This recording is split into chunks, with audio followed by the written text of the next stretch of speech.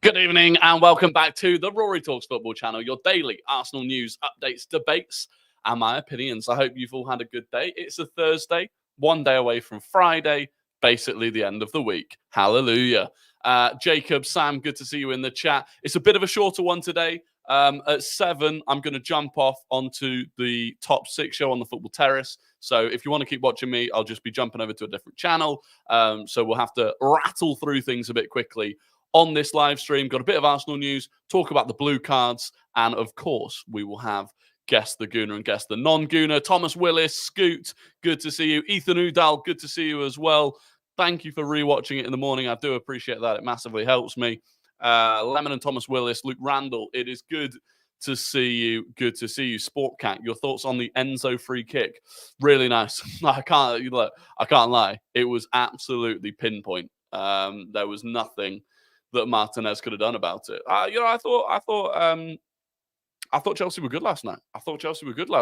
We right before we jumped off last night's stream, we got some Chelsea versus Villa predictions, and none of us predicted Chelsea winning. So fair play to them. How many jerseys do you have? A lot. At this one though, this one is my own. I played for Selected FC in a charity match. Look, it's even got my It's got. Can you see that? Rory Talks 41. Big Declan Rice. We play pretty much similar football, so there you go. When do the blue cards come into effect? We'll talk about it. It's not gonna be as soon as people think. I don't think. George Christodoulou, good to see you. Did you not see Chelsea winning? Bit of cup merchants. Yeah, but I thought at Villa Park, as everyone else seemingly did in the chat, that it would be tough. And Chelsea had been, off the back of 2 pretty big defeats as well. So fair play to them. Fair play to them. They've got what? Leeds in the next round. It's the thing, though. It's the sort of thing where they'll go and lose to Leeds now, because Leeds will park the bus. They will counter-attack. And that's the sort of thing that that Chelsea have been struggling with so far this season. But we will get into the Arsenal news for today. Obviously, get any questions you've got in the chat. That free kick from Enzo was top class. It was. And then I'll talk about Ash. I will talk about the blue cards in just a little bit. We'll get through the Arsenal stuff first. So this is mainly news today, mainly coming from Simon Collins for the Evening Standard. He's pretty good. He said Tomiyasu is highly valued by Arteta, who considers him among the best one-on-one defenders in the squad. And I would agree with that. He definitely is. Bayern Munich were interested in Tomiyasu ahead of last month's transfer window, but Arsenal made it clear they would not listen to offers. And obviously there is a new offer on the table for Tomiyasu, which it's been reported that he's close to agreeing. And obviously that is good, because I do think Tomiyasu is an important member of the squad, a very versatile defender. The only issue with Tomiyasu really is his injury record. But outside of that, he's a player that you want in the squad. He can play anywhere across the back four. Like Arteta said, he's a brilliant one-on-one defender. So it's good news that he is staying. Do you think we could get Osimhen? I think we could. I think there's still more likelihood that he goes to Chelsea than us, if I'm honest. But I wouldn't rule it out. If we really want to go for him, then we can get him. Is it true Kivior's looking to leave in the summer? Well, that perfectly brings me on to the other bit of news that I wanted to talk about. So Arsenal are expecting offers for Kivior in the summer. AC Milan are among the clubs that are interested. Arsenal, on the other hand, are interested in signing Hato from Ajax. And so assuming that we do want to go ahead and sign Hato, you would imagine that one defender at least will have to go out the door. And when I say one defender, I mean one defender from the current squad. So, you would imagine Tierney's going to go anyway. Cedric's going to go anyway. But then you probably need another one to go. And so, look, if we replace Kivior with Hato, I don't think that's bad going. I like Kivior. I think he looked good. He looked much better, actually, I thought, against Liverpool. But long term, I can see him going in the summer and us bringing in Hato. How much would you value Kivior? Well, this is the thing, right? We bought him for, I want to say 27 million. I think we bought him for about 27 million. And on that basis, his value must have increased. So even if we can get 30, 35 million for him from AC Milan, look, you flip a player, you make a bit of profit, you go out and get Hato. I think that's pretty decent. You watching the darts tonight, Rory? Yeah, I will be. I will be once I've wrapped this up and wrapped up the top six. Swear he was only like 10 to 15. Nah, Kivior was pretty sure Kivior was our most expensive signing. I'll Google it, but I'm pretty sure he was our most expensive signing last January. He was 21 million. 21 million. Okay, so not too bad. So maybe Trossard was our most expensive then. I was missing. Oh, he was 27 million euros. That's where that number was in my head from. So yeah, 21 million quid. So if you can get 25, as long as you don't make a loss on him, which would be ridiculous. VV Vlad, good to see you. Good to see you. Yeah, as long as you can make a profit on Kivior and you can go and use that money to bring in someone like Hato, who I do think would suit our squad very well, then I don't have an issue with that. I think Kivior is just about good enough to be a squad player, but nothing more than that, probably. Are you going on the football terrace? Yeah, at 7 o'clock, I'll be jumping over from here onto the football terrace, onto the top six show. Thoughts on Spurs being unbiased? Yeah, look, I think they're having a better season than a lot of us probably expected them to. I do still think there are some flaws. I think defensively they are quite weak, but I think they're on a good trajectory. They're bringing in a lot of young players. I think they'll be up there for a while, which is frustrating, but fair play to them. How much do you think Hato would be?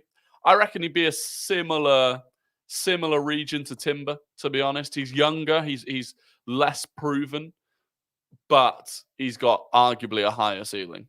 So yeah, it wouldn't be surprised me if it was 35, 40 million, something like that. Which wouldn't be too bad. Kivior finally looks like he settled properly. Should we even sell him? The problem is if we don't sell, and I agree with what you're saying, he does look more settled. The problem is if we don't sell him, like who leaves the squad, right? If you're talking about our senior defenders, usually you normally have 7 senior defenders in the squad. So you've got Tomiyasu, Ben White, Saliba, Gabriel, Zinchenko, Timber. Well, I guess there is room for him, actually. That would be 6, wouldn't it? No, wait. Tomiyasu, White, Gabriel, Saliba, Zinchenko, Timber. If you had Kivior, that's 7, and then Hato, that'd be 8. Yeah, so you probably need to get rid of 1.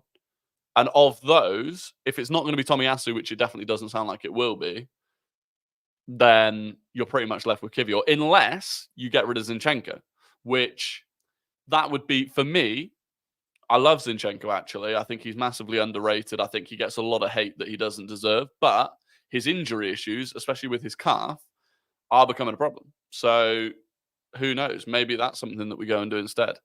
But I think it'll probably be Kivior, given the rumours about clubs being interested in him. He was in Serie A before. I would imagine he'll be very, happy to go back to Serie A again. He knows what it's like. Kivior totally depends on the role Hato plays, only being 17 for me, Kivior, because Hato will take a bit of time to settle.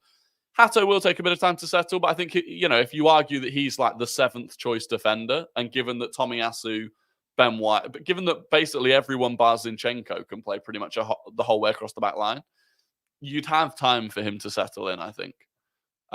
Maybe we could sign Hato and loan him back to Ajax for a season so he can develop more. That's possible. That is possible.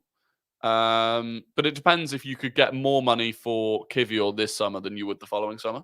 What do you think about Tierney's future? I think he'll get sold. He's been riddled with injury again this season.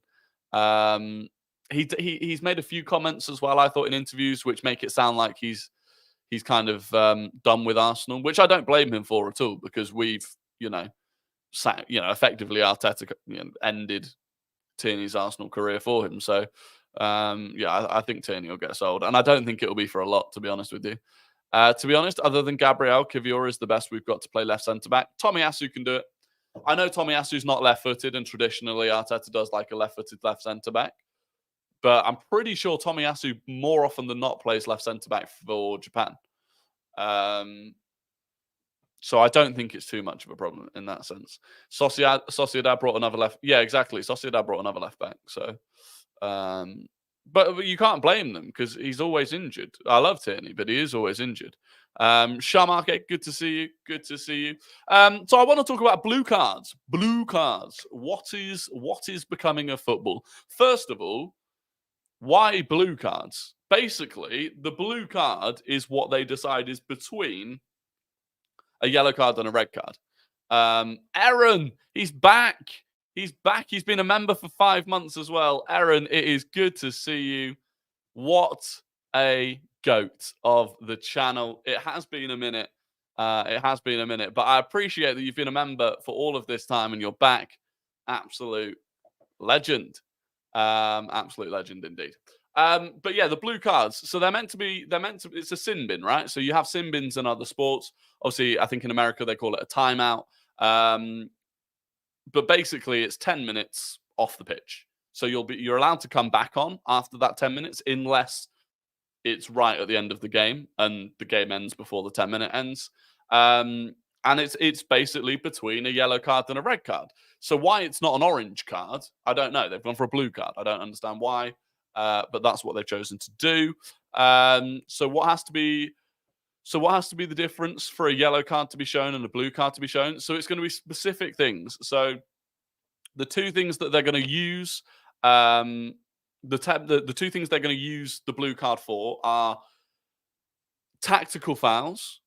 Basically, so if you imagine, let's say a player is running through on goal and you cynically foul them, you clip their ankles, you pull their shirt, and it's one of those where it's like there's a covering defender, but you've stopped a really good opportunity. So it can be for that. And the other thing is for dissent. So basically, you could get if you turn around and scream something at the referee, you could get 10 minutes in the sin bin. Now, that works in rugby really well. In rugby, the players never speak back to the referee. And one of the reasons is that because you get penalised a lot more in rugby for speaking back to the referee. The issue is, and this is where I think people will find that there's going to be quite a big difference, is in rugby, the players have a genuine mutual respect with the referee.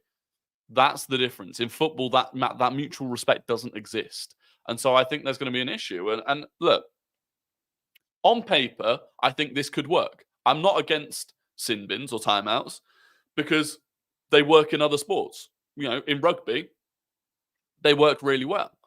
The issue is, there are two issues. One is that in rugby specifically, you have 15 players, which means losing 1 out of 15 is less significant than in football, where effectively you have 10 outfield players. So you lose 1 out of 10. So you lose a bigger chunk of your team, basically. So that's one thing. The other thing is, I don't think the referees are good enough to referee and use blue cards fairly and consistently. And like VV Vlad said, Rodri, great example of a player who commits that sort of foul all the time. But also, Man City players in particular get away with that sort of foul all the time without getting a booking. I remember the Community Shield game. They committed 3 or 4 of those sorts of fouls without getting a booking. And the first time Arsenal did it, I think, was it Partey? I can't remember who it was, but the first time an Arsenal player did it, they got booked. And that's going to be blown even more. So that, those decisions are going to be even more decisive if instead of being a yellow card, it's a 10-minute sin bin. So that's going to be the big issue for me. And the same with dissent towards the referee. 100%, there are players that referees book more for dissent than other players. And I don't know if it's because the referees have got a good relationship with them, or, if the referee perceives that player as being like a nice player, so they don't book them for it. But the issue is, exactly like Ethan Udall says, currently there are 2 cards. There are 2 tiers of punishment. And the referees, there's 3 tiers of punishment, right? There's either no card, yellow card, red card. By adding in a blue card, it's just going to make it even worse for them. It's going to make it even worse for them. And the amount of times where it'll be like, Rodri will do the foul and he'll get a yellow, and then Ben White will do the foul and he'll get a blue. And it's going to cause so many debates and so many arguments.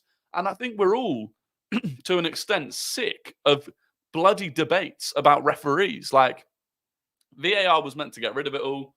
And I think we talk more about referees now than we ever have done before. And that's only going to get worse. The other issue is, as well, is, well, again, more issues. What happens to a goalkeeper? If a goalkeeper gets sin binned, what do? Does an outfield player go in goal for 10 minutes? Can you substitute on another goalkeeper? And like, how does that work? And there was another issue that I just thought of as well, which I've now forgotten.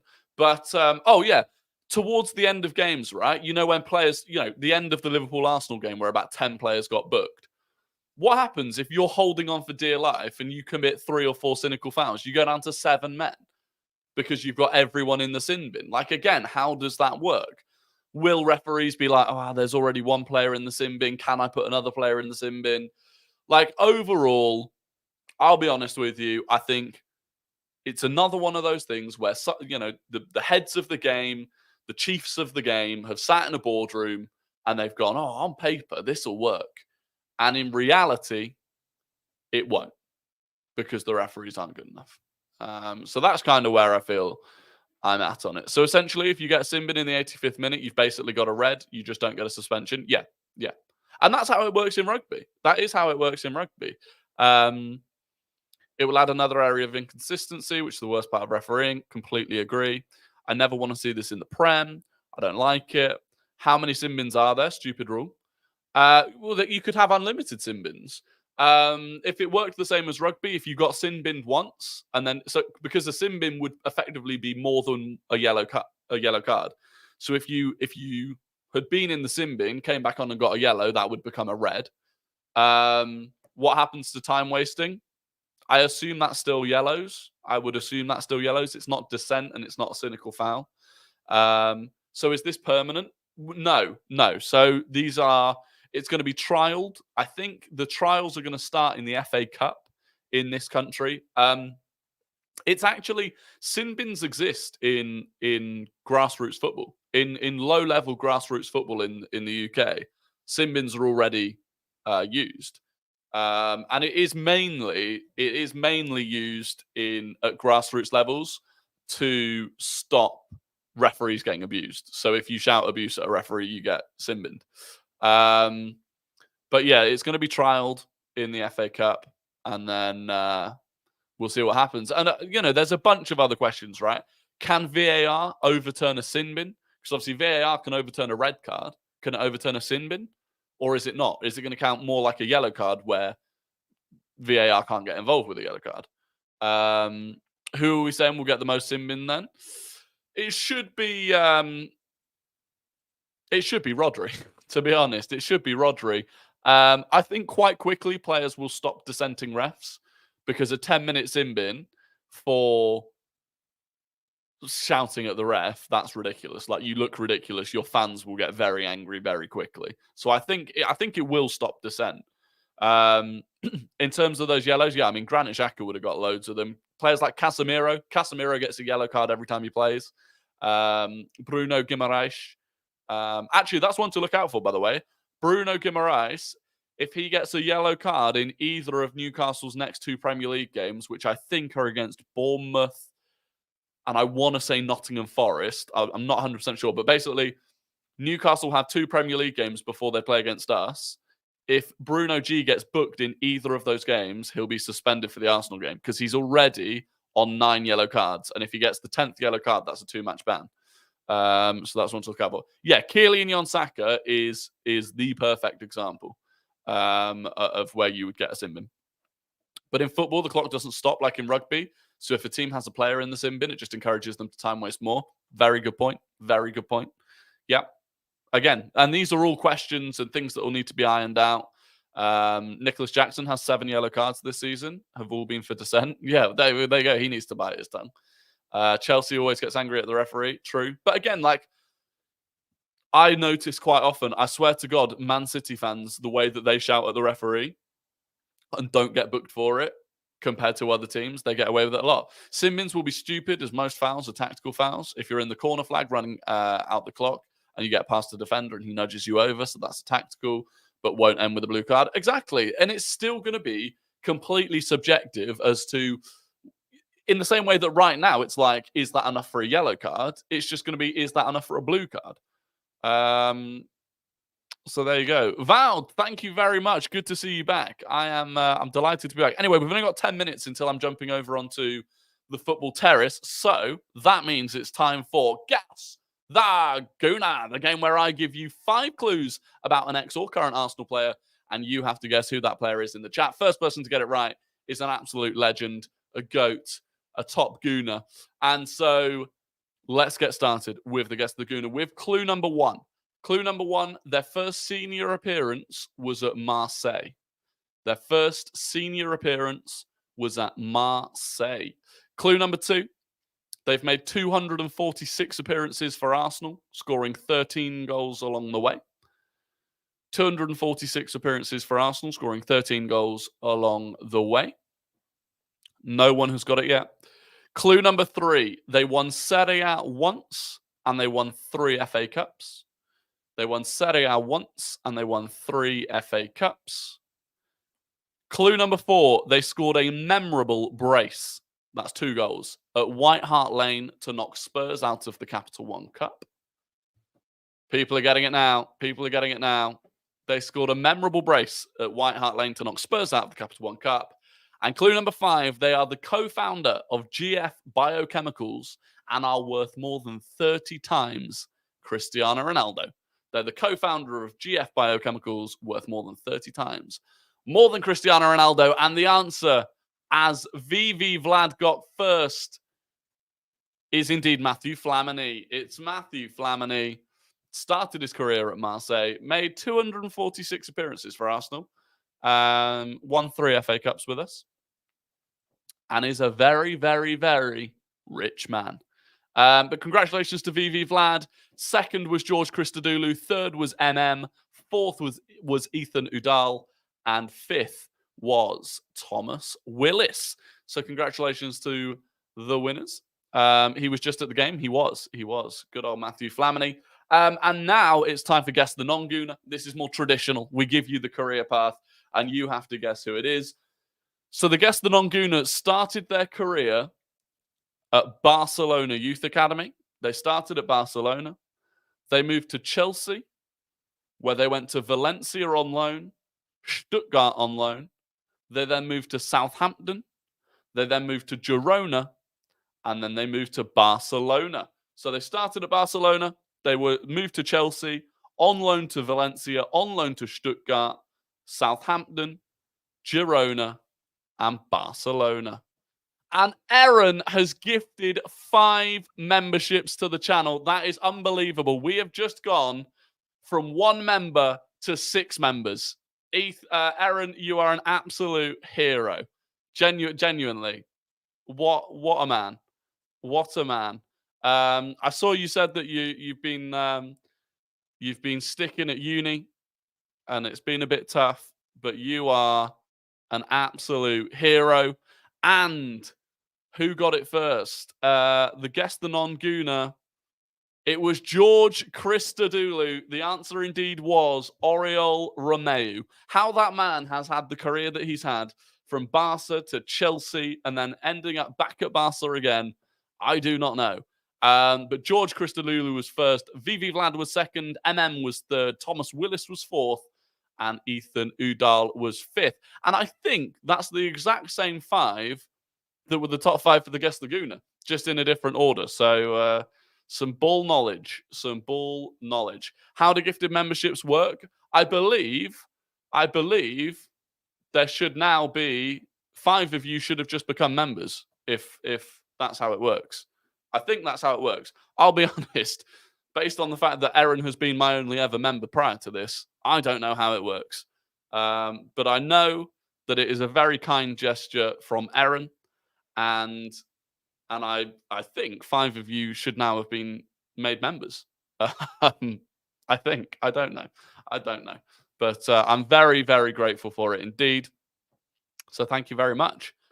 I think it's random. I think it randomly gives 5 people that are watching at the time a membership. Members work for 1 month as a free trial. There you go. Very, very kind. And like I said, very grateful. It does not let me send super chats for some reason, so I supported in a different way. Oh, maybe that's something I've done. But I honestly, Aaron, I massively appreciate it. I really do. Thoughts on the Thuram rumors that came out today? Yeah, interesting. I'll be honest, I wouldn't say I'm against Thuram, but I don't know if I am. How do you know if you're a member? Well, I don't really know. Aaron has a green name in the chat. Aaron's name is green. I don't know if maybe you have to refresh and it becomes green. I'm honestly, I'm not sure. But I think members have a green name. But yeah, I'm not too sure. But yeah, the Thuram, the Thuram rumors are interesting. I mean, it's Kefren Thuram from Nice. 22 years old, so he is young. Has made a fair amount of appearances for them. You know, it's. My question is if he's at that level. Yeah, if you scroll up, there are 5 green names now. Oh, amazing. Maybe I need to refresh it or something because on mine, everyone's name's still black other than Aaron's. But yeah, legendary. But yeah, look, I mean, what do you think about Thuram? I'm assuming not many of you have seen much of Thuram, to be fair. We're definitely going to need to bolt, like we said yesterday, right? At least 1 midfielder, but probably 2 midfielders is what we're actually going to need this summer. He's a really good ball carrier. Wouldn't be against the Thuram signing, but it probably means one of Vieira or ESR is gone. Yeah. Oh, well, yeah, it would realistically. Although, is he? I don't know. Can he be the more defensive sort of player that I was talking about yesterday? I'll be honest. I've not seen enough of him play. Is the truth. That's the truth. Thuram as an alternative, don't mind it. Rory is gaming starting tonight. No, not tonight, unfortunately. But we are. It's probably, to be honest, it's probably going to be next Monday. It's probably going to be next Monday. Which Thuram is it? Kefren. Well, I think that's how you pronounce it. Khephren. He's the one that's at Nice. He's mainly an 8, can play a 6. Yeah, that's what I thought. So maybe you don't have to get rid of. You know, if you lose El Neni and Partey, I think he could come in and fill that role. Aaron says he's decent. Champions League or Premier League? I mean, I'd rather win the Champions League, 100%. We've never won the Champions League, right? As much as I do want to win the Premier League, this is the final opportunity for us to win the traditional Champions League. Like, the Champions League changes next season, and I can guarantee you, right? Let's say we didn't win the Champions League next season and we won it next season or the season after when it was the different one. Everyone would be like, man, you never won the proper Champions League. So I really do want to win it this season. Whether or not that's possible is another question. It is another question. How much we're looking at for Thuram? I think, according to Transfer Market, his value is around 40 million euros. So around that mark, I guess, which wouldn't be too bad, I suppose. But again, if you do that and then you go and get Zubamendi, you're looking at 100 million quid for 2 midfielders then, which is pretty tough. Anyway, that is going to be the end of the stream. Like I said, I'm jumping over to the Football Terrace YouTube channel, the Top 6 show. I'll be on there for the next hour. So if you want to follow me over to that would be awesome. Otherwise, I'm off tomorrow night. I'll be back on Saturday. We'll be talking about all of the Premier League football, build up to the Arsenal game, and all of the rest of it. Aaron, thank you very much for the memberships. For those of you who are now members, welcome. There are 6 members now. Unbelievable. But other than that, have a fantastic evening. I will be back on Saturday. Goodbye.